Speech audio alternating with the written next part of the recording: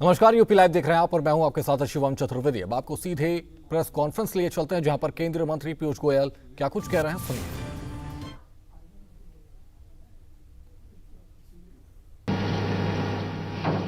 कल इतनी बढ़िया डील भारत के लिए तय की है जो इतने वर्ष एक महीनों में हम तय नहीं कर पा रहे थे। उन्होंने अपने मित्रता के आधार पर भारत के हितों को प्राथमिकता देते हुए और भारत की तेज गति से बढ़ती हुई अर्थव्यवस्था को विश्व के सामने जिस प्रकार से पेश किया है, उसके चलते भारत को यह बढ़िया डील माननीय प्रधानमंत्री जी के नेतृत्व में मिली है। मैं पुनः एक बार उनके नेतृत्व के लिए, उनके मार्गदर्शन के लिए और जिस प्रकार से उन्होंने जनहित और देश हित को संभाला है, उसके लिए उनका धन्यवाद करता हूं। मित्रों, हम सब जानते हैं, पूरा देश जानता है किस प्रकार से माननीय प्रधानमंत्री हमेशा हमारे किसानों के लिए, पशुपालन के साथ जुड़े हुए हमारे भाई बहनों के लिए, डेयरी सेक्टर के लिए लगातार चिंतित रहते हैं, उनके हितों की संरक्षण करते हैं। यहां तक कि हमने देखा इतना बड़ा trade deal, regional comprehensive economic partnership RCEP, जिसमें कांग्रेस ने भारत को झोंक दिया था 2011-12 में, एक प्रकार से चाइना के साथ एफटीए करने का पाप राहुल गांधी ने किया था। उससे भी माननीय प्रधानमंत्री जी ने देश को बचाया और आरसेप से जुड़ने से इनकार कर दिया, जिसके बाद पूरे देश में राहत की सब चारों ओर से सूचना आई थी।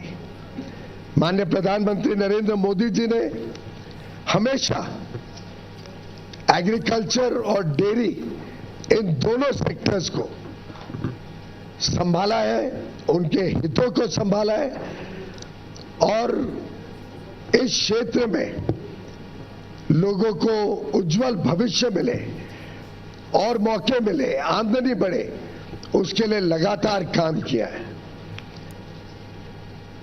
कभी उनके साथ, उनके हितों के साथ समझौता माननीय प्रधानमंत्री जी ने नहीं होने दिया और मुझे खुशी है कि पूरा देश इस बात को समझता है, इस बात का उनको आकलन है।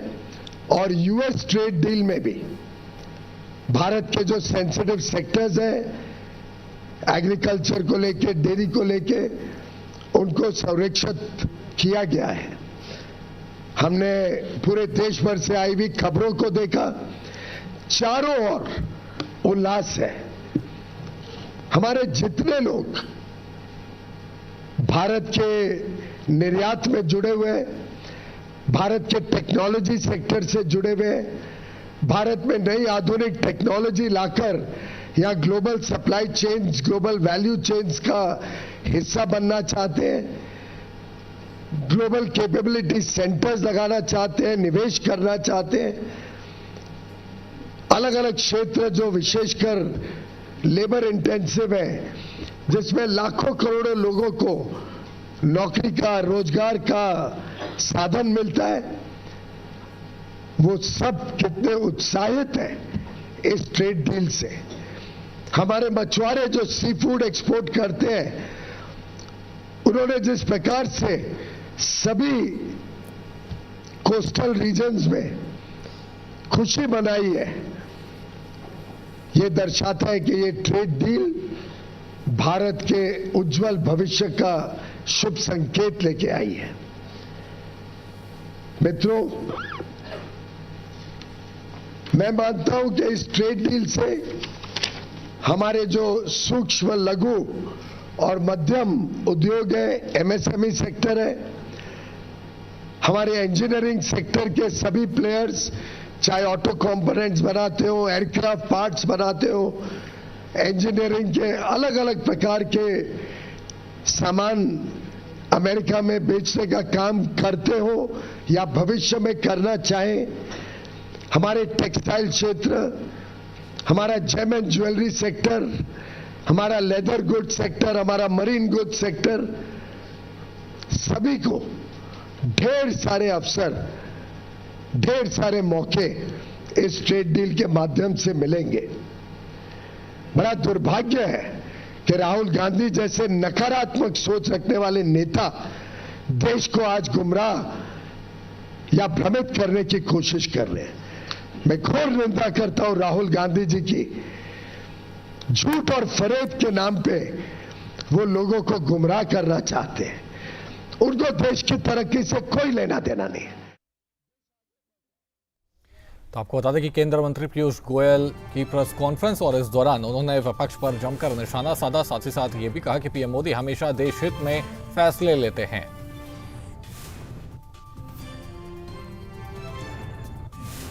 वहीं खबरों में आगे बढ़ते हैं। लखनऊ में सीएम योगी की बैठक। आपको बता दें कि फार्मास्यूटिकल इंडस्ट्री के प्रतिनिधियों के साथ उन्होंने बैठक की है और सीएम योगी ने की है बैठक की अध्यक्षता। वहीं प्रदेश में निवेश पर हुई है चर्चा। तो आपको बता दें कि प्रदेश में निवेश पर चर्चा हुई है और सीएम योगी आदित्यनाथ ने बैठक की अध्यक्षता की है। साथ ही साथ आपको बता दें कि फार्मास्यूटिकल इंडस्ट्री के प्रतिनिधियों के साथ वे बैठक करते हुए नजर आए हैं। आपको बता दें कि लखनऊ में सीएम योगी आदित्यनाथ ने यह बैठक की है, जहां पर फार्मास्यूटिकल इंडस्ट्री के प्रतिनिधियों के साथ वे बैठक की और सीएम योगी ने इस बैठक की अध्यक्षता भी की है। आपको बता दें कि प्रदेश में निवेश पर हुई है चर्चा।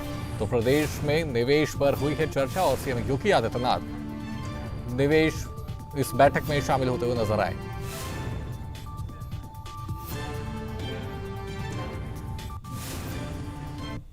वहीं उत्तर प्रदेश अब दुनिया की फार्मेसी बनने की राह पर है। लखनऊ में आयोजित फार्मा कॉन्क्लेव 2026 में मुख्यमंत्री योगी आदित्यनाथ ने कई बड़े ऐलान किए। सीएम ने कहा कि यूपी अब दवाओं और मेडिकल उपकरणों के निर्माण का ग्लोबल हब बन चुका है। आखिर ललितपुर से लेकर लखनऊ तक कैसे बदल रही है प्रदेश की सेहत, देखिए इस रिपोर्ट में।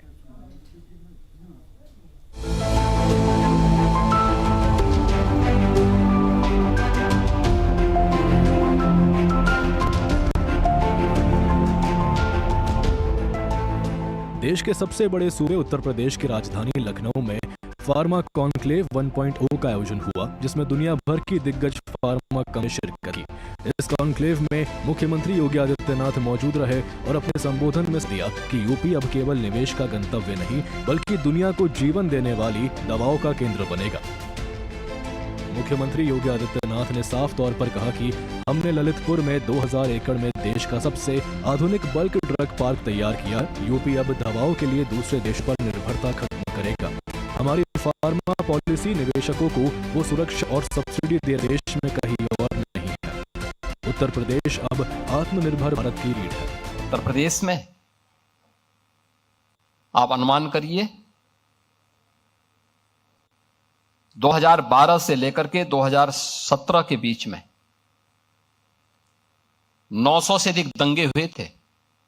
अनुमान कर लीजिए, कोई सिटी ऐसी नहीं थी जहां कर्फ्यू का दौर उस सिटी के अंदर न गुजरी हो। कोई उद्यमी, कोई चिकित्सक, कोई व्यापारी ऐसा नहीं रहा होगा जिसने गुंडा टैक्स न दिया हो इस दौर में। अराजकता चरम पर थी। यहां का युवा पलायन करता था। सरकार के पास कोई पॉलिसी नहीं थी। परिणाम क्या था? जब सुरक्षा नहीं होगी, जो पहले से उद्यम थे वह भी यहां से प्लान कर रहे थे। जैसे तैसे वे भागने के लिए मजबूर थे। यहां पे सब जुनेजा जी अपनी बात को कह रहे थे, ये उनकी अपनी पीड़ा थी, जहां उनका बचपन बीता। उस धरती को छोड़ना उनके लिए अत्यंत कठिन रहा होगा, लेकिन उनकी मजबूरी थी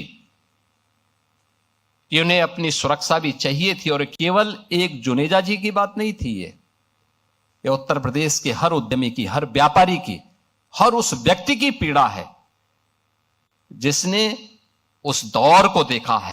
कोई अपना पराया नहीं होगा और हम लोगों ने इस मामले में जब कार्रवाई प्रारंभ की,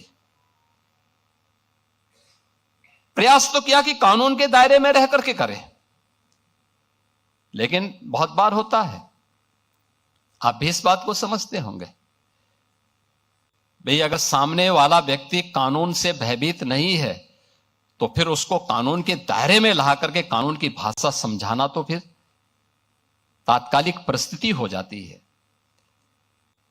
बहुत बार लोग टिप्पणी करते हैं कि पुलिस ने गोली क्यों मार दी। अगर पुलिस गोली ना मारी तो क्या पुलिस गोली खाए? ये दोनों काम एक साथ नहीं चल सकते। अगर उस अपराधी को गोली चलाने की स्वतंत्रता है तो पुलिस के पास भी हमने इसलिए पिस्तौल दी है कि वह भी उसके सामने उसका मुकाबला करे। उसका प्रशिक्षण इसी बात को लेकर के हो रखा है।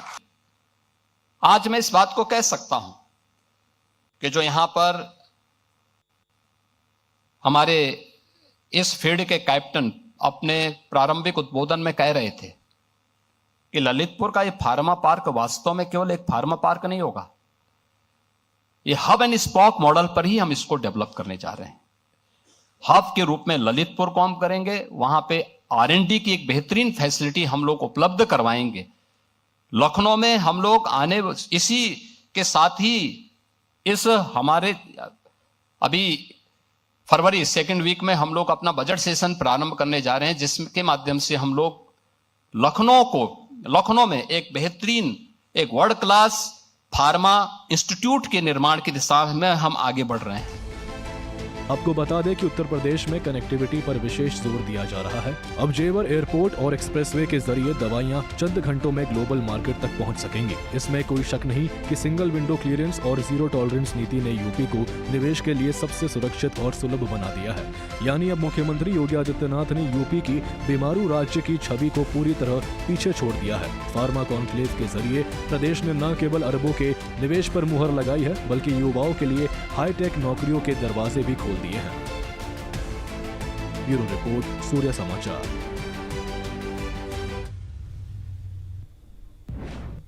वहीं मुख्यमंत्री योगी आदित्यनाथ ने सोमवार को मीडिया को संबोधित किया, जिसमें उन्होंने केंद्रीय बजट की बात कही और बताया कि किस प्रकार इस बजट से प्रदेश की जनता को लाभ होगा और प्रदेश के विकास को गति मिलेगी। ये रिपोर्ट देखिए।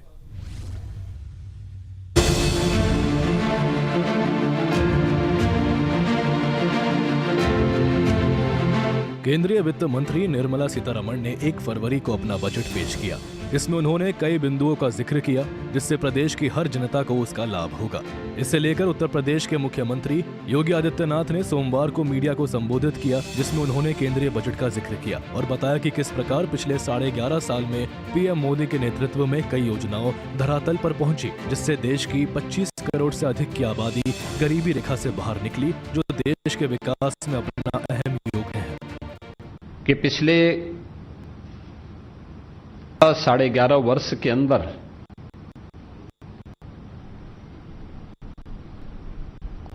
हमने प्रधानमंत्री जी के नेतृत्व में जो यात्रा तय की है, उसकी बदौलत जो नीतियां तय हुई, योजनाएं केवल कागजों तक सीमित नहीं होंगी बल्कि जमीनी धरातल पर उसका इम्पैक्ट होगा। आज उसका परिणाम है कि 11 वर्ष में 25 करोड़ से अधिक की आबादी गरीबी रेखा से उबर करके आत्म गौरव के साथ भारत की प्रगति में अपना योगदान दे रहे हैं। परिणाम है कि अब भारत दुनिया की तीसरी बड़ी अर्थव्यवस्था के रूप में तेजी के साथ अग्रसर हुई है। मीडिया को संबोधित करते हुए उन्होंने MSME सेक्टर, रेलवे के नए कॉरिडोर समेत कई योजनाओं का जिक्र किया, जिसका लाभ प्रदेश और प्रदेश की जनता को मिलेगा। स्वाभाविक रूप से इस बजट के माध्यम से देश की सबसे बड़ी आबादी के राज्य की आकांक्षाओं की पूर्ति भी होती है। उसके लिए नई संभावनाओं के द्वार खुले हैं। इसमें मुख्य रूप से जब हम ध्यान देते हैं सबसे पहली बात है कि 10,000 करोड़ रुपए का एमएसएमई सेक्टर के लिए बजट का प्रावधान। उत्तर प्रदेश देश के अंदर इसको लीड करता है। देश का सबसे बड़ा एमएसएमई बेस यूपी के पास है। 96 लाख एमएसएमई यूनिट यूपी के पास हैं। 3 करोड़ जो हमारी आबादी है इस एमएसएमई के माध्यम से आर्थिक स्वावलंबन के पथ पर अग्रसर होती है। ये 10,000 करोड़ रुपए का जो एक फंड है हमें एमएसएमई सेक्टर में, जिसको हमने ओडीओपी के रूप में, वन डिस्ट्रिक्ट वन प्रोडक्ट के रूप में प्रमोट किया है, जिसको हमने ब्रांडिंग की है, डिजाइनिंग के साथ, पैकेजिंग के साथ, एक्सपोर्ट के साथ जोड़ने का कार्य किया है। हम लोग इस बात को महसूस करते थे कि हमने ये तो किया, इसने हमारे एक्सपोर्ट को बढ़ाया, इसने रोजगार का सृजन किया, अब आगे क्या? ये 10,000 करोड़ हमें इसके अगले भविष्य के लिए, इसको नई तकनीक के साथ जोड़ने के लिए, ट्रेनिंग के प्रोग्राम के साथ जोड़ने के लिए, एक्सपोर्ट के साथ जोड़ने के लिए, पैकेजिंग की नई संभावनाओं को आगे बढ़ाने में यह यूपी जैसे राज्य को मदद करेगा और यूपी सर्वाधिक लाभ इसका ले पाएगा। इंफ्रास्ट्रक्चर विकास का है, कनेक्टिविटी का है और भी अन्य सेक्टर को आगे बढ़ाने का, जिनमें 7 रेलवे के नए कॉरिडोर, दिल्ली वाराणसी, वाराणसी सिलीगुड़ी, ये 2 यूपी को प्राप्त हुए हैं। इन 2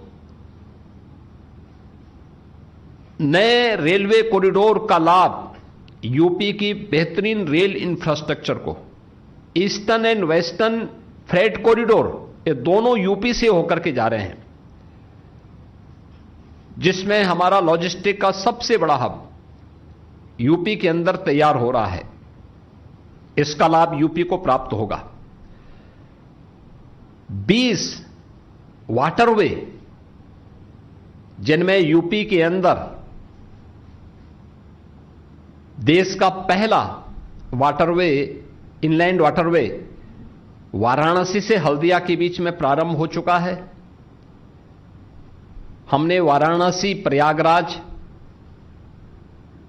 और इसको यमुना जी में भी आगे बढ़ाने के लिए अपने प्रस्ताव तैयार किए हैं। अयोध्या से हल्दिया के बीच में वाटरवे को संचालित करने का प्रस्ताव, ऐसे ही राप्ती नदी, गोमती नदी, इन सब में भी ये संभावनाएं, और मेरा मानना है कि इन वाटरवे का उपयोग हम यहां पर भी कर पाएंगे। एक इस फील्ड में भी हमें एक नया वो मिला है। इस दौरान सीएम योगी ने माघ मेले का भी जिक्र किया और बताया कि इस मेले के दौरान करोड़ों श्रद्धालुओं ने स्नान किया है, इससे प्रदेश को बड़ा लाभ हुआ है। आने में आर्कोलॉजिकल साइट का लाभ भी यूपी को मिलेगा, जिससे यूपी के टूरिज्म को गति मिलेगी। आदरणीय प्रधानमंत्री जी को और केंद्रीय वित्त मंत्री जी को इस बार उन्होंने 15 आर्कोलॉजिकल साइट्स को डेवलप बजट में प्रावधान किया है, जिसमें 2 साइट्स यूपी के हैं, जिनमें सारनाथ वाराणसी का और दूसरा हस्तिनापुर मेरठ का। ये भी 2 महत्वपूर्ण केंद्र जो आर्कोलॉजिकल साइट्स हैं, इनको डेवलप करने की दिशा में मिलेगी। इसके अलावा अन्य साइट्स जो भी इस प्रकार के होंगे, जो पौराणिक हैं, ऐतिहासिक हैं, इनको उसी तर्ज पर विकसित करने की दिशा में हमें एक सहायता मिलेगी और टूरिज्म को इसके माध्यम और गति देने के लिए हमें इसके माध्यम से एक गौरतलब है कि पिछले कुछ सालों में यूपी में महाकुंभ, माघ स्नान जैसे कई धार्मिक कार्यक्रम हुए हैं, जिसमें दूर दराज के लोग शामिल हुए और उन्होंने पवित्र स्नान करने के साथ ही कई धार्मिक स्थलों में पूजा अर्चना भी की, जिससे यूपी को बड़ा आर्थिक लाभ हुआ। ब्यूरो रिपोर्ट, सूर्य समाचार। वहीं अलीगढ़ में पुलिस की बड़ी कार्रवाई देखने को मिली है। अवैध तमंचा फैक्ट्री का किया है भांडाफोड़ और आपको बता दें कि हथियारों के साथ 5 आरोपियों को किया गिरफ्तार।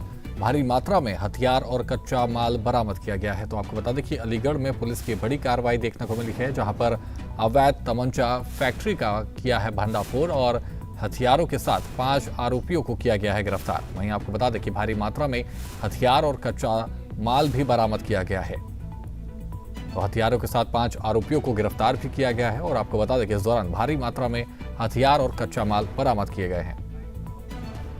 क्षेत्राधिकारी इगलास और एएसपी अंडर ट्रेनिंग सम्यक और ज्योति जो एसएचओ गोरई हैं, इनकी टीम ने मिलकर आज एक बड़ी कार्रवाई करते हुए अवैध तमंचे की फैक्ट्री का खुलासा किया है, भांडाफोड़ किया और उसमें 5 अभियुक्तों को गिरफ्तार कर जेल भेजा जा रहा है। इन अभियुक्तों में से मुख्य अभियुक्त जयवीर, जो पहले भी 2015 में थाना इगलास से अवैध तमंचे फैक्ट्री में जेल जा चुका है, तो इन 5 को ही आज गिरफ्तार किया गया और इनकी पास इनके कब्जे से 9 निर्मित तमंचे, 2 अर्धनिर्मित तमंचे, कुछ खोखा कारतूस और कुछ जिंदा कारतूस और लगभग 50 तमंचों को बनाने जितना रॉ मटेरियल इनके कब्जे से आज बरामद किया गया है। और ये जो फैक्ट्री थी वो एक बंद पड़े भट्टे में बेसवा चौकी क्षेत्र में संचालित की जा रही थी और ये ऐसे ही जगह बदल के फैक्ट्री कार्रवाई करते। तो इन सभी को आज गिरफ्तार कर लिया गया और इनको आज कक्षा में जेल भेजा गया।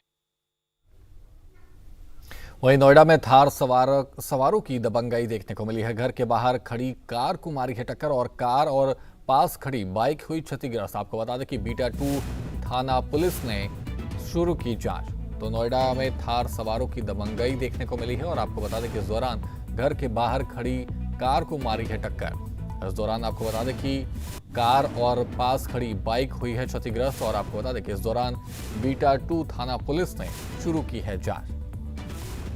तो बता दें कि बीटा 2 थाना पुलिस ने जांच शुरू कर दी है और इस दौरान कार और पास खड़ी बाइक हुई है क्षतिग्रस्त। तो आपको बता दें कि बीटा 2 थाना पुलिस ने जांच शुरू कर दी है।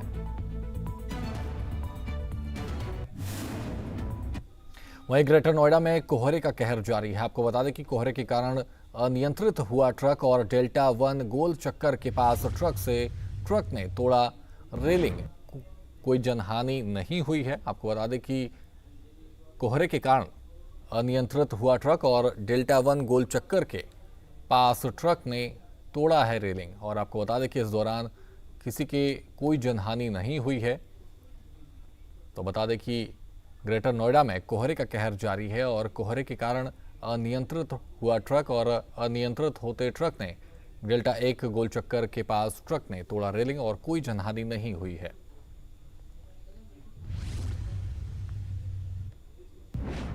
फिलहाल यूपी लाइव में इतना ही। आप बने रहिए सूर्य समाचार के साथ। नमस्कार।